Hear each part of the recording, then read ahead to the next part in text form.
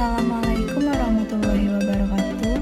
Perkenalkan, nama saya Adi Oktalina, NIM 248201017, kelas Formasi 1A, mata kuliah Anatomi Fisiologi Manusia, dosen pengampu Bapak Medi Andriani M.Pram SCI. Baiklah, di sini saya akan menjelaskan tentang sistem perkemihan. Pengertian sistem perkemihan. Sistem perkemihan atau sistem urinaria adalah suatu sistem di mana terjadinya pelaksanaan proses penyaringan darah sehingga darah terbebas dari zat-zat yang tidak dipergunakan lagi oleh tubuh. Zat yang tidak dipergunakan lagi oleh tubuh akan larut dalam udara dan akan dikeluarkan melalui proses urinasi yang dikeluarkan berupa urin atau kemih. Organ-organ penyusun sistem perkemihan terdiri dari 2 buah ginjal, 2 ureter, 1 vesika urinaria, dan 1 uretra. Ginjal. Ginjal merupakan organ terpenting dalam mempertahankan homeostasis cairan tubuh secara baik. Ginjal berwarna coklat kemerahan, berbentuk seperti biji kacang yang terletak di belakang peritoneum pada kedua sisi vertebra lumbaris 3, yang melekat langsung pada dinding abdomen. Ginjal kanan sedikit lebih rendah dari ginjal kiri karena adanya lobus hepatis yang besar. Fungsi ginjal. Fungsi ginjal meliputi 1. Mengatur volume cairan dalam tubuh, 2. Mengatur keseimbangan osmotik dan mempertahankan keseimbangan ion yang optimal dalam plasma, 3. Mengatur keseimbangan asam basa cairan tubuh, 4. Ekskresi sisa-sisa hasil metabolisme, dan 5. Fungsi hormonal dan metabolisme. Ginjal mempunyai selubung, yakni kapsula fibrosa, kapsula adiposa, fascia renalis, dan korpus adiposa pararenal. Terdapat nefron dalam ginjal. Nefron merupakan suatu unit fungsional di mana setiap ginjal memiliki 1 juta nefron.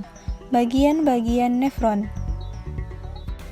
1. Glomerulus. Glomerulus merupakan gulungan atau anyaman kapiler yang terletak di dalam kapsula Bowman atau ujung tubulus ginjal yang bentuknya seperti kapsula cekung menutupi glomerulus yang saling melilitkan diri.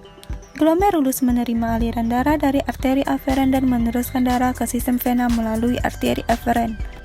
Natrium secara bebas difiltrasi dalam glomerulus sesuai dengan konsentrasi dalam plasma. Kalium juga difiltrasi secara bebas, diperkirakan 10-20% kalium plasma terikat oleh protein dan tidak bebas difiltrasi sehingga kalium dalam keadaan normal. 2. Tubulus proksimal. Tubulus ginjal yang langsung berhubungan dengan kapsula Bowman dengan panjang 15 mm dan diameter 55 mm. Bentuknya berkelok-kelok menjalar dari korteks ke bagian medula dan kembali lagi ke korteks. Sekitar 2/3 dari natrium yang terfiltrasi diabsorpsi secara isotonik bersama klorida dan melibatkan transportasi aktif natrium. Penyingkatan diabsorpsi natrium akan mengurangi pengeluaran air dan natrium. Hal ini dapat mengganggu pengenceran dan pemekatan urin yang normal. Kalium diabsorpsi lebih dari 70%, kemungkinan dengan mekanisme transportasi aktif akan terpisah dari diabsorpsi natrium. 3. Ansa Henle atau lengkung Henle. Bentuknya lurus dan tebal, diteruskan ke segmen tipis, selanjutnya ke segmen tebal. Panjangnya 12 mm, total panjang ansa Henle atau lengkung Henle adalah 2-14 mm. Klorida secara aktif diserap kembali pada cabang ansa Henle dan natrium bergerak secara pasif untuk mempertahankan kenetralan listrik. Sekitar 25% natrium yang difiltrasi diserap kembali karena nefron tidak bersifat permeabel terhadap air. Reabsorpsi klorida dan natrium di part ascendant penting untuk pemekatan urin karena membantu mempertahankan integritas gradien konsentrasi medula. Kalium terfiltrasi sekitar 20-25 diabsorpsi pada part ascendant lengkung Henle. Proses pas terjadi karena gradien elektrik kimia yang timbul sebagai akibat dari diabsorpsi aktif klorida pada segmen nefron ini. 4. Tubulus distals.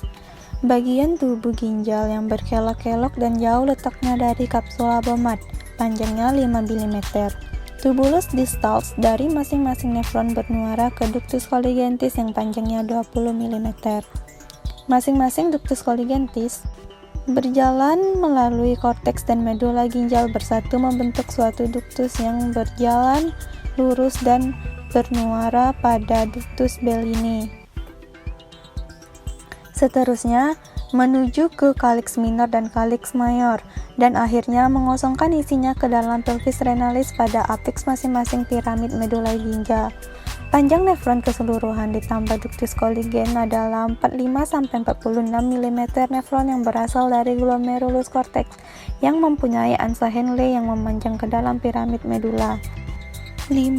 Ductus coligentis bukan merupakan saluran yang metaboliknya tidak aktif, tetapi pengaturan secara halus ekresi natrium urin terjadi di sini dengan aldosteron yang paling berperan dalam reabsorpsi natrium. Penyingkatan aldosteron dihubungkan dengan penyingkatan reabsorpsi natrium. Ductus ini memiliki kemampuan mengabsorpsi dan mengekskresi kalium. Reabsorpsi aktif kalium ini terjadi dalam ductus coligentis medula. Ureter. Ureter terdiri dari dua buah saluran masing-masing bersambung dari ginjal ke urinaria. Panjangnya 25-30 cm dengan panjang pemampang 0,5 cm. Mempunyai 3 lapisan di sepanjang jalan, ialah ginjal berhubungan dengan ureter menjadi kaku ketika melewati tepi pelvis dan ureter menembus kantung kemih. Lapisan ureter terdiri dari jaringan fibrosa dan jaringan mukosa. Fungsinya menyalurkan hasil ekskresi ginjal menuju kantung kemih. Vesika urinaria terletak tepat di belakang simfisis pubis. Bagian ini tempat menyimpan urin berdinding otot kuat, bentuknya bervariasi sesuai dengan jumlah urin yang dikandung.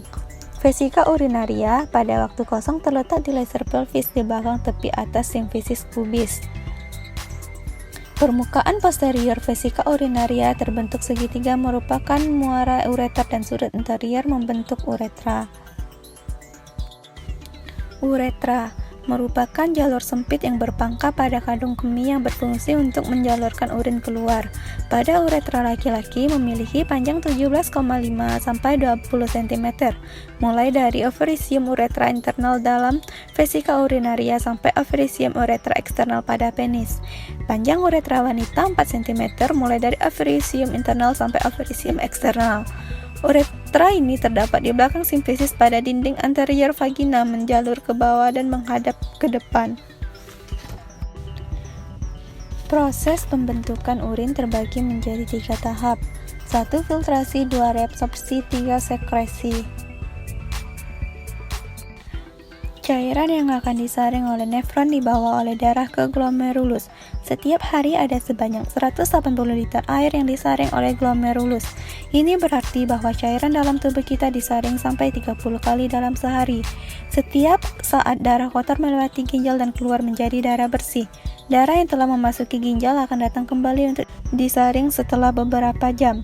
Kapiler glomerulus sangat mudah dilewati oleh molekul air dan larutan kecil. Tekanan darah di dalam ginjal tinggi sehingga air menuju ke glomerulus. Komposisi hasil filtrasi yang masuk ke glomerulus adalah air, NaCl, ion bikarbonat, ion hidrogen, urea, glukosa, asam amino, dan sisa obat-obatan. Panel berwarna hitam, aliran reabsorpsi, sedangkan yang berwarna biru adalah sekresi. Pada tubulus proksimal terjadi reabsorpsi glukosa, asam amino, NaCl, ion bikarbonat, dan sekresi ion hidrogen dan sisa obat-obatan. Kemudian aliran urin menurun mengikuti pembuluh dan sampai di lengkung Henle di mana terjadi reabsorpsi air dan NaCl. Reabsorpsi NaCl, air, ion bikarbonat, dan sekresi ion kalium dan ion hidrogen terjadi di tubulus contractus distals. Tubulus distals berakhir di saluran pengumpul. Saluran pengumpul melakukan reabsorpsi jika tubuh kekurangan cairan dan mineral. Hasilnya, reabsorpsi dan filtrasi inilah yang akan dikumpulkan menjadi urin. Sekian penjelasan saya tentang sistem perkemihan. Apabila terdapat kesalahan kata dalam penyampaian saya tadi, saya mohon maaf yang sebesar-besarnya. Saya ucapkan terima kasih. Wassalamualaikum warahmatullahi wabarakatuh.